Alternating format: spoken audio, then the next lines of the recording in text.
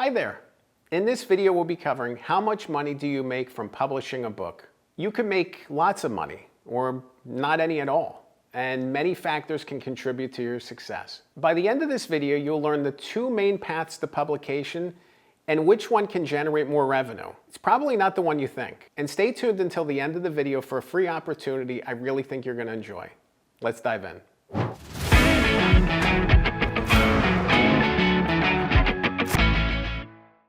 When thinking about how much money you can make from publishing a book, there's so many different factors involved. And it's really tough to gauge. Sometimes people gain money from writing a book and publishing it. Sometimes people lose money. A lot of it deals with the money that you put into the book. The more money you put in, the more you're going to have to make up for that. But at the same time, putting in the right money can help you generate more and more revenue. So it's a sliding scale. It's really tough to say. I've worked with authors who've lost tens of thousands of dollars writing their book and publishing it. And I've worked with authors who've made six-figure revenue from publishing their book. And from my experiences, I've seen patterns starting to emerge between those things. From the authors who've lost money and the authors who've gained money from writing their book. The patterns start to become clearer and clearer. When thinking about the publishing process, there's really two paths to publication. There's traditional publishing and there's self-publishing. With traditional publishing, you sign a book deal, you work with a publisher, and they publish the book on your behalf. And you get money up front when you sign the deal, and you get money after you satisfy the terms of the advance. When you sell enough copies of the book and make enough royalties, you will then start generating more revenue. With traditional books, it's easy to think about the money that you're making up front and thinking that you're going to make more money in the end. The other flip side of that process is self-publishing, where you pay money out of pocket to bring the book to publication. Whereas with traditional, the publisher will actually cover the editing, the design, some promotional efforts. With self-publishing, you're paying that money out of pocket. So you would think that because you're paying more money out of pocket, that you're probably not going to make as much money with self-publishing. And that's where you're wrong. Actually, self-publishing has the most revenue potential, I believe, over traditional publishing, and that's from experience myself. It's really interesting to think about the revenue potential for self-publishing, even with the cost attached to it, because you control everything. You control where it gets published, you control how it gets published, you control the price point, you control everything about that message. And because of that, a lot of CEOs and thought leaders will self-publish their books because they get to do with it what they want. And you can use this book to open new doors for you. So many times when people publish a book, they think about the revenue potential from book sales. Book sales is not the answer. I've certainly worked with people who've made money off of book sales, but book sales shouldn't be your main revenue driver. Most books don't even sell 1,000 copies.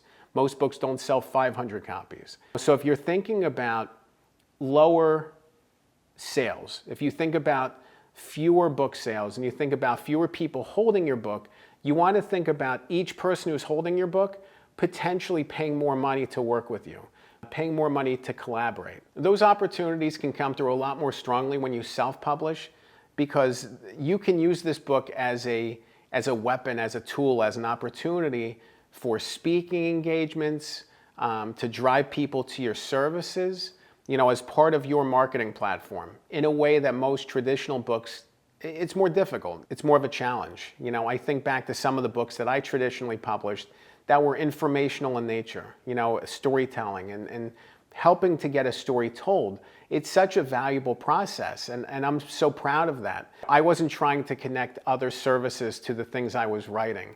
I just wanted to write a story and move people. When you self-publish, you can move them to do other things. You can move them to want to work with you. You can move them to be a client of yours. You can move them to take the next step with you and, signing up for high-value services. If you think about selling coaching support, or you think about selling a year's worth of services and somebody's spending $50,000 to $75,000, you get one person to do that, you've now paid for the book and then some. Whereas if you think about book sales, think about how many books you have to sell to get that kind of return. It's a big difference between one person buying your book and wanting to work with you and you having to sell 7,500 or 10,000 books to get the same return. But that's really how revenue works with books. It's about the doors that open. It's about connecting it to your sales funnel. It's about speaking engagements. It's about other opportunities that can connect to the book. It's not about the book itself. It's about the relationship. It's about the opportunity. And it's about the next steps that somebody can take with you.